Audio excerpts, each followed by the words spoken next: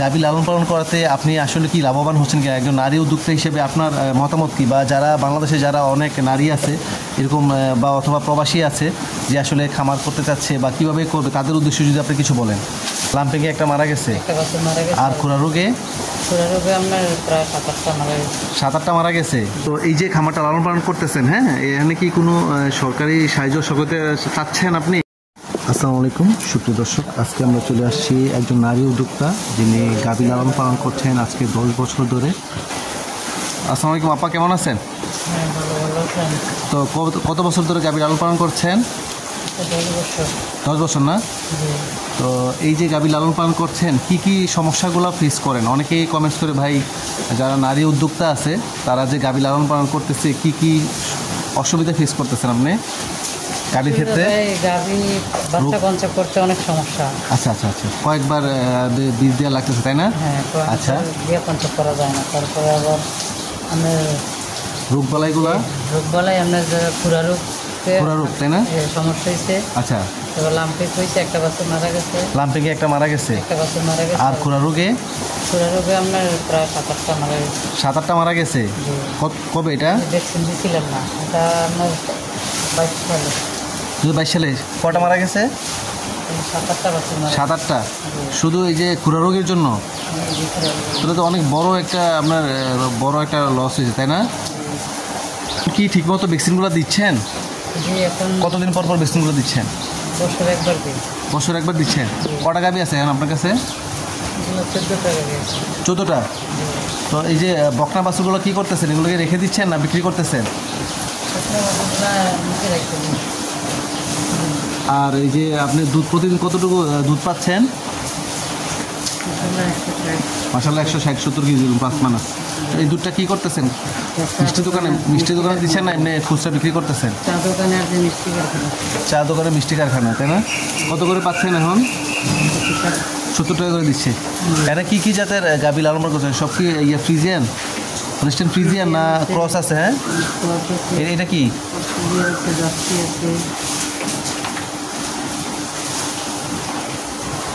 Holstein Friesian, তারপরে jersey. সর্বোচ্চ কতটুকু দুধ দেয় আপনার এখানে এটা? একটা 25। কোন গরুটা এটা? মুন্ডি না কোনটা? এটা এই গরুটা? আচ্ছা আচ্ছা, কতটুকু দেয় এটা? 25। মাশাআল্লাহ। এই গাভীগুলো কোথা থেকে সংগ্রহ করছিলেন?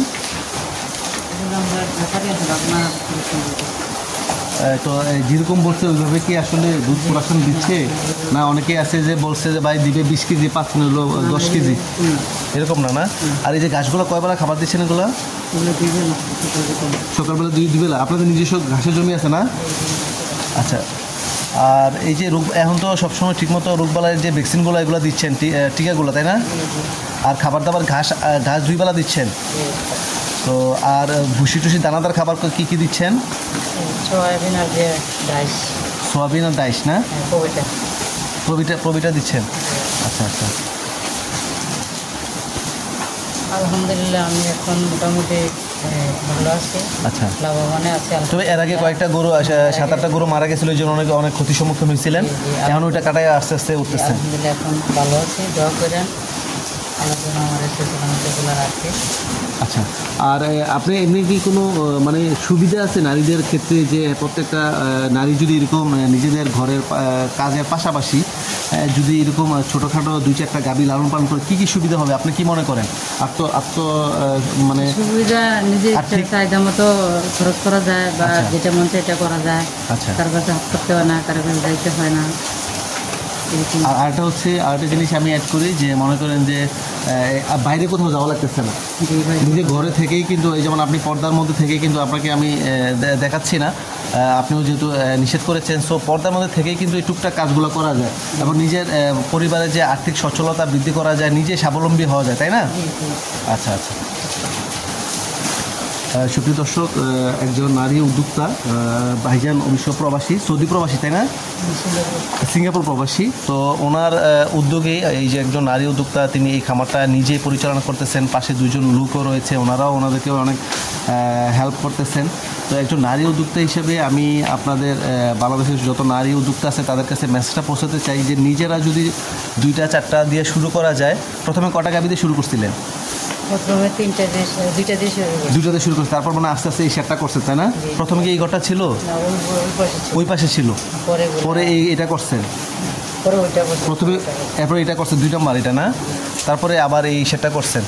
চমৎকার। আসলে নিজেরাই যদি এইভাবে 2-4টা গরু লালন পালন করে আগে বুঝতে হবে কী সুবিধা অসুবিধা, কোন গরুটা কী সমস্যা হচ্ছে, খাবার খাচ্ছে কি না, আস্তে আস্তে মানুষ শিখবে, জানবে, তারপরে এই অবস্থানে আসবে তাই না? চমৎকার। সেই উদ্দেশ্যে আছে আজকে আমার এই প্রতিবেদনটি করা। পাশাপাশি এইগুলো কি আপনার ঘরের বাছুরগুলো না? এই যে দুইটা, এটা কি সার বাছুর? তিনটাই সার বাছুর না? আর এটা তো মোটামুটি মনে হয় কুরবানির উপর এটা কি যাচ্ছে নাকি? যাচ্ছে এগুলো? হ্যাঁ, দাঁতা নেই। এই 2 বছর হয়েছে, কুরবানির উপযোগী হবে। আর সিংকে তো বড়, মানে কুরবানির উপযোগী না? এই 2টা গরু না?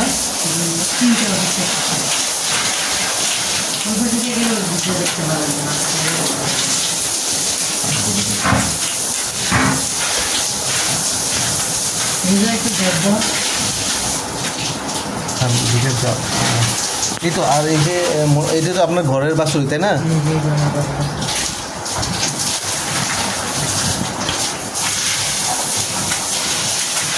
ওদেরকে কি আলাদা কোনো খাবার দাবার দিচ্ছেন? কি খাবার দিচ্ছেন? এই সার গরু যে লালন পালন করতেছেন, কাঁচা গাছও দিচ্ছেনি? আর মিষ্টি কুমড়া? হ্যাঁ,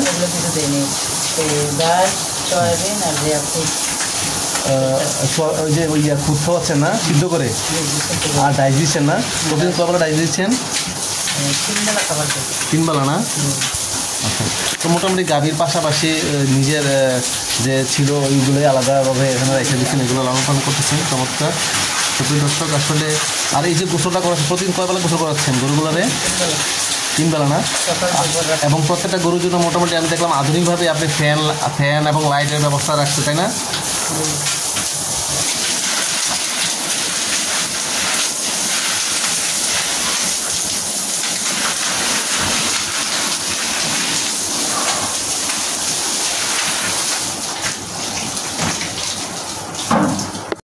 না ভাই, আমরা সরকার থেকে কোনো সাহায্য সহায়তা পাইনি। সাধারণ একটা এনজিও থেকে কিছু লোন নিয়ে আমরা। কত টাকা লোন নিচ্ছেন?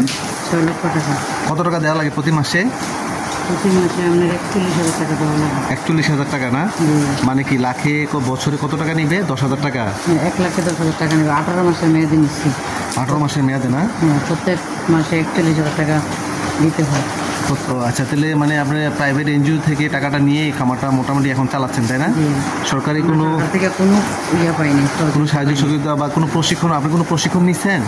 না, কোনো প্রশিক্ষণও ইয়ে করিনি, নেইনি। আচ্ছা আচ্ছা আচ্ছা। এমনি নিজে নিজে দেখে নিজে নিজে কাজ করতে করতে শিখে বুঝে ওইভাবেই চালাইতেছেন তাই না? সরকার থেকে সহযোগিতা পাইলে ভালো ছিল আর কি, আরও একটু আগে যেতে পারলাম। আচ্ছা, বর্তমান সরকার অবশ্যই এটার দিকে নজর দেবে। আমার এই ভিডিওটা যারা দেখছে এবং দেখবে, অবশ্যই এই বিষয়টা যেন সরকার দৃষ্টি আরোপ করে, যে যারা প্রান্তিক খামারি আছে, আর্থিক সংকটের জন্য গাভী লালন পালন করতে পারতেছে না, খাবার দাবার কিনে এনে মানে গরু লালন পালন করতে পারতেছে না, তাদের জন্য যদি কম ইন্টারেস্টে যদি একটা লোন দেওয়া যায়, তাহলে আমার মনে হয় সারা বাংলাদেশে এরকম নারী উদ্যোক্তাদের মতো আরও গড়ে উঠবে। প্রত্যেক ঘরে ঘরে গাভী লালন পালন বাড়বে এবং দুগ্ধ খাতে তাদের অবদান অনেক এগিয়ে আসবে অনেকেই। ধন্যবাদ আপা। রাবিয়া আপাকে ধন্যবাদ। আজকের এই প্রতিবেদনটি থেকে অবশ্যই আপনারা যা দেখলেন এবং যা শিখলেন অবশ্যই সবাইকে দেখার জন্য সুযোগ করে দিবেন। আসসালামু আলাইকুম।